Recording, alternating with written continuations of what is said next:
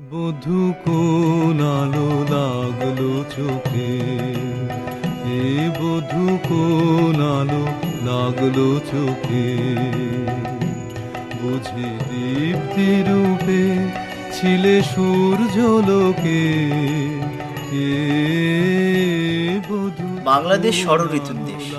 শুধুমাত্র এদেশেই ৬টি ঋতুকে আলাদাভাবে চেনা যায়। রবীন্দ্রনাথ ঠাকুর এদেশে এসেছিলেন জমিদারি দেখতেই, এসেছিলেন খাজনা আদায় করতে। কিন্তু জমিদার রবীন্দ্রনাথ ঠাকুর কবি রবীন্দ্রনাথকে কলকাতায় ফেলে আসেননি। জমিদারির আগের ও পরের সময়টুকুতে কবি রবীন্দ্রনাথ তার সমস্ত অনুভূতিকে রাঙিয়ে নিয়েছিলেন এদেশের ষড়ঋতুর রঙে। বিভিন্ন ঋতুকে নিয়ে রয়েছে তার বিভিন্ন রকম কবিতা। আজ রবীন্দ্রনাথের সার্ধশত জন্মবার্ষিকীতে তারই কিছু কবিতা নিয়ে আমরা সাজিয়েছি আজকের অনুষ্ঠান ছয় রঙে রবিরাগ। ১৩০৬ বঙ্গাব্দে ৩৮ বছর বয়সে বিশ্বকবি রবীন্দ্রনাথ বাংলাদেশ ঘুরে গেলেন। সে বাড়ি তিনি মুখোমুখি হয়েছিলেন কালবৈশাখী, আর তখনই রচনা করেছিলেন বৈশাখ কবিতাটি। হে ভৈরব, হে রুদ্র বৈশাখ, ধুলায় ধূসর রুক্ষ উডিন, পিঙ্গল জটাজাল, তপক্লিষ্ট তপ্ত তনু, মুখে তুলি বিষাণ ভয়াল, কারে দাও ডাক, হে ভৈরব, হে রুদ্র বৈশাখ। ছাড়ো ডাক, হে রুদ্র বৈশাখ, ভাঙিয়া মধ্যাহ্ন তন্দ্রা, জাগি উঠি বাহিরের দ্বারে, চেয়ে রব প্রাণী শূন্য, দগ্ধ তৃণ দিগন্তের পারে, নিস্তব্ধ নির্বাক, হে ভৈরব, হে রুদ্র বৈশাখ। কুষ্টিয়ার শিলাইদহ কুঠিবাড়িতে রবীন্দ্রনাথ ১৩০৭ বঙ্গাব্দের ৩৯ বছর বয়সে বজরায় বসেই প্রথম মুখোমুখি হয়েছিলেন আষাঢ়ের, আর তখনই তিনি রচনা করেছিলেন আষাঢ় কবিতাটি। আষাঢ়ে গগনে তিল ঠায় আর নাহিরে, ওগো আস্তরা যাসনে ঘরের বাহিরে, বাদলের ধারা ঝরে ঝরঝর, আউশের ক্ষেত জলে ভর ভর, কালি মাখা মেঘে ওপারে আধার, ঘনিয়েছে দেখ চাহিরে, ওগো আস্তরা যাসনে ঘরের বাহিরে।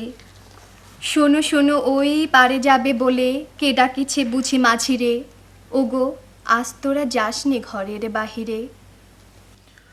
ওগো আজ তোরা যাসনে গো, তোরা যাসনে ঘরের বাহিরে, আকাশ আধার বেলা বেশি আর নাহিরে, ঝড় ঝড় ধারে ভিজিবে নিচল, ঘাটে যেতে পথ হয়েছে পিছল, ওই যে বন দুলে ঘন ঘন, পথ পাশে দেখ চাহিরে, ওগো আজ তোরা যাসনে ঘরের বাহিরে। অবরুদ্ধ ছিল বায়ু শরৎ শিরোনামে এই কবিতাটি ১৩৪১ কার্তিকের বিচিত্রায় প্রকাশিত হয়েছিল। শেষ সপ্তক কাব্যের ২৩ সংখ্যক কবিতায় এইভাবেই গদ্যছন্দে রূপ লাভ করেছে।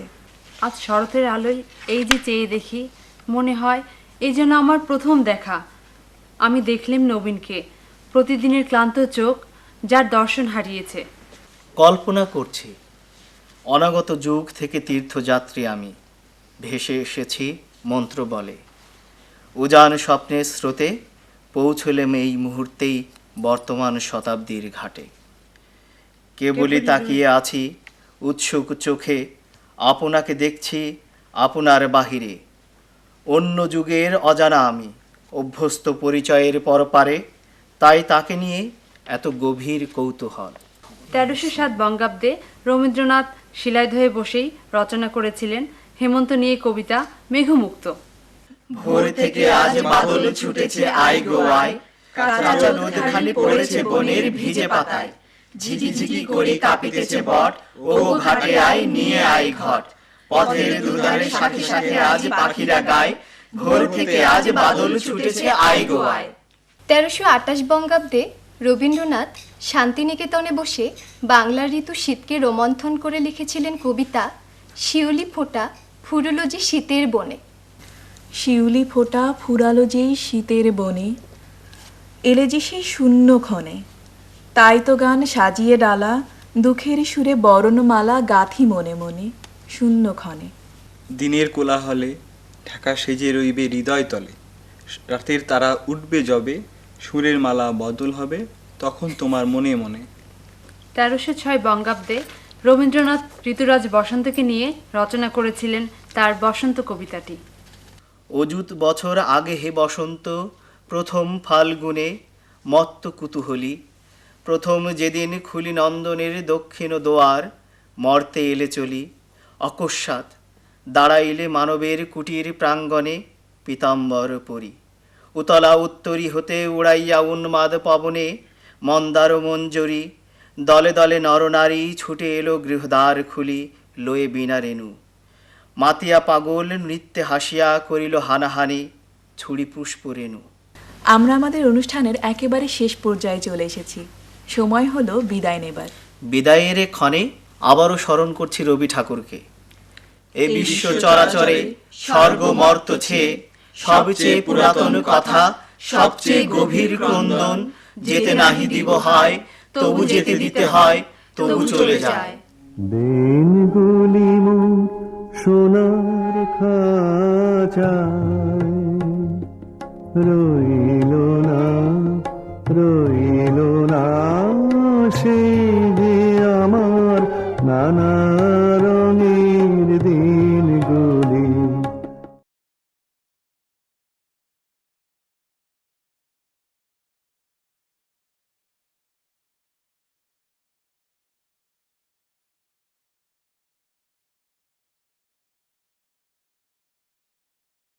তোমায় গান শোনাবো,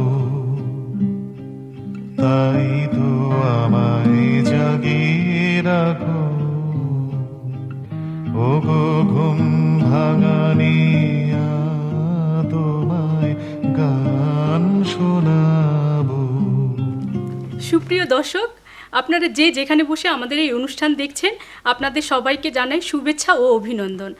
আজ রবি ঠাকুরের সার্ধশত জন্মবার্ষিকী উপলক্ষে বিশেষ অনুষ্ঠান রবীন্দ্রনাথের নাটকীয়তা। এই অনুষ্ঠানের মাধ্যমে আমরা রবীন্দ্রনাথ ঠাকুরের গল্প, কবিতা এবং উপন্যাসে যে নাটকীয়তা খুঁজে পাওয়া যায় তাই তুলে ধরার চেষ্টা করব। এবার চলে যাওয়া যাক তার গল্পে। মনে পড়ে সেই ফটিকের কথা, ছুটি গল্পের ফটিক। দুরান্ত বালক কিভাবে মামার সাথে শহরে চলে আসে এবং শহরের জীবনে বেমানান ফটিক আস্তে আস্তে অসুস্থ হয়ে পড়ে। অথবা একবার ভাবুন তো সেই কাবলিওয়ালা গল্পটির কথা, একটা বাচ্চা মেয়ে মিনি তার সাথে ভিনদেশি কাবলিওয়ালার যে অনবদ্য মানবীয় সম্পর্ক, সেটিকে কি সুন্দরভাবে তুলে ধরেছেন তিনি।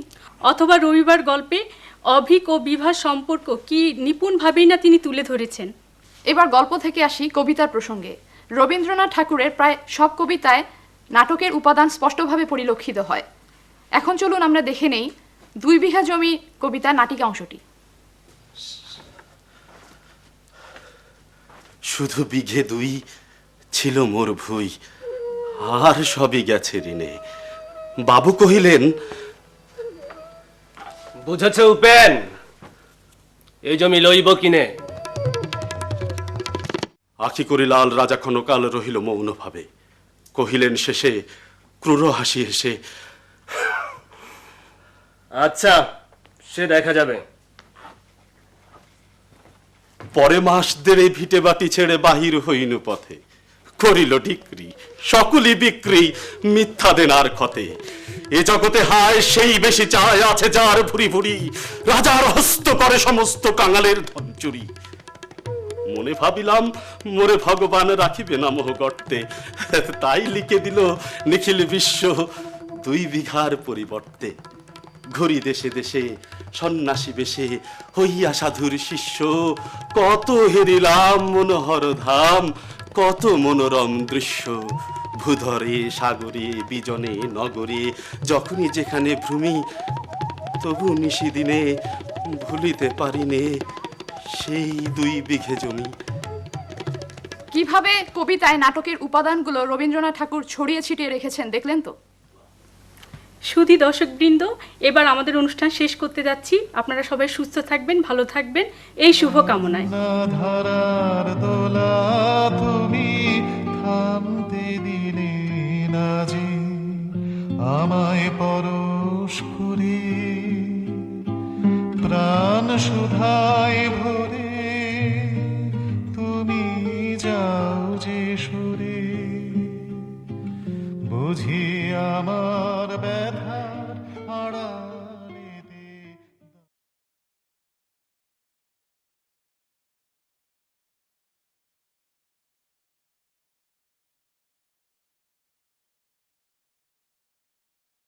আমার এই পথ চাওয়াতেই আনন্দ খেলে যায় রৌদ্র ছায়া বর্ষা সে বসন্ত। যাহা কিছু বলিয়াজি সব বৃথা হয়, মন বলে মাথা নাড়ি এ নয় এ নয়।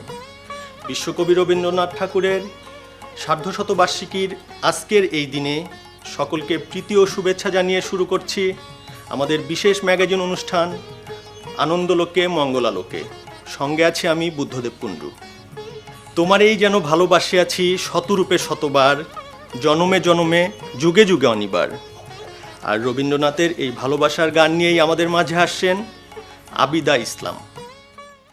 মনে কি দ্বিধা রেখে গেলে চলে, সেদিন ভরা সাঝে যেতে যেতে দুয়ার হতে কি ভেবে ফিরালে মুখখানি, কি কথা ছিল যে মনে মনে, মনে কি দ্বিধা রেখে গেলে চলে।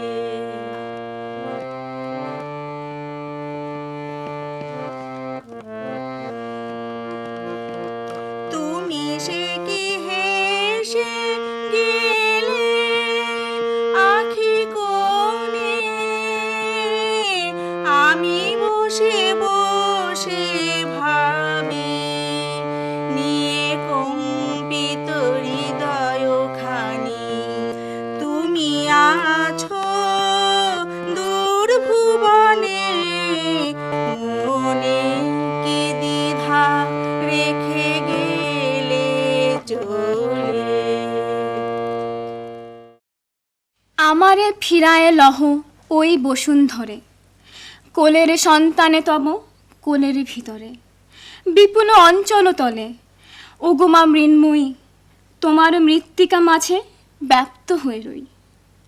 দিগি বিদিগে আপনারে দে বিস্তারিয়া, বসন্তের আনন্দের মতো বিদারিয়া। ওই বক্ষ পঞ্জর টুটিয়া পাষাণে বন্ধ, সংকীর্ণ প্রাচীর আপনার নিরানন্দ। বাহ, চমৎকার! রবীন্দ্রনাথ রাজনীতি থেকে দূরে সরে থাকতে চাইতেন। পরাধীন ভারতে ব্রিটিশ সরকারের জুলুম এবং দেশের সাধারণ মানুষের স্বাধীনতায় তিনি বিশ্বাসী ছিলেন। রবীন্দ্রনাথের সেকালের ভাবনা আজও আমাদের আন্দোলিত করে। এই পর্যায়ে আলোচনা অনুষ্ঠান নিয়ে আসছে মেহেদি হাসান। রবীন্দ্রনাথের সার্ধশততম জন্মবার্ষিকীতে অনুষ্ঠানের রবীন্দ্র স্মরণী আলোচনা পর্বে সবাইকে স্বাগত জানাচ্ছি। আজকে আমাদের মাঝখানে উপস্থিত আছেন বাংলাদেশ বেতারের মহাপরিচালক আবিদা ইসলাম, বিশ্ববিদ্যালয়ের শিক্ষক বুদ্ধদেব কুণ্ডু, সঞ্জিদা শারমিন শোভা, একজন বিশিষ্ট রবীন্দ্রসঙ্গীত শিল্পী, এবং রায়হানা সুলতান, বর্তমান প্রজন্মের রবীন্দ্র অনুরাগী শিক্ষার্থী। সারা বিশ্বের কবি যিনি, তিনিই তো বিশ্বকবি। কবিদের যিনি গুরু, তিনি তো কবিগুরু। সেই কবিদের গুরু বিশ্বকবি বললে হয়তো অত্যুক্তি হবে না। বাংলার সাহিত্য সম্রাট রবীন্দ্রনাথ ঠাকুরের সার্ধশত জন্মবার্ষিকীতে আমরা দেখতে পাচ্ছি যে রবীন্দ্রনাথ ঊনবিংশ শতাব্দীতে জন্মগ্রহণ করলেও তার চিন্তায় চেতনায় আধুনিক ছিলেন। সেকালের রবীন্দ্রনাথই আজ একালের রবীন্দ্রনাথ। এ প্রসঙ্গে আবিদা আপুকে আমি কিছু বলার জন্য অনুরোধ করছি। ধন্যবাদ মেহেদি ভাই আপনাকে। রবীন্দ্রনাথ ছিলেন আমাদের বাংলা সংস্কৃতির এক উজ্জ্বল নক্ষত্র। রবীন্দ্রনাথ ছাড়া আমরা আমাদের সংস্কৃতিকে একেবারে অসম্পূর্ণ মনে করি। এ প্রসঙ্গে আমি দুই একটি কথা বলতে চাই। তিনি অসংখ্য গান, কবিতা, উপন্যাস যে সমস্ত রচনা করেছেন, সব কিছুই আমাদের সংস্কৃতিকে সমৃদ্ধ করেছে। শুধু তাই নয়, তিনি চিন্তা এবং চেতনায় ছিলেন অত্যন্ত আধুনিক। আর এই আধুনিকতার জন্যই তিনি তার সময় থেকে এ পর্যন্ত, এবং আমার মনে হয় প্রজন্ম থেকে প্রজন্ম পর্যন্তই তিনি বেঁচে থাকবেন শুধুমাত্র তার এই আধুনিকতার চিন্তার কারণে। ধন্যবাদ আবিদা আপু। এখন রায়হানা সুলতানকে আমি অনুরোধ করব বর্তমান প্রজন্মের শিক্ষার্থীরা রবীন্দ্রনাথকে কীভাবে দেখছে সেই বিষয়ে কিছু বলার জন্য। ধন্যবাদ মেহেদি ভাইকে। বিশ্বকবি রবীন্দ্রনাথ ঠাকুরকে উদ্দেশ্য করে কবি দীনেশচন্দ্র বলেছিলেন, তোমার পায়ের পাতা সবখানে পাতা। যুগ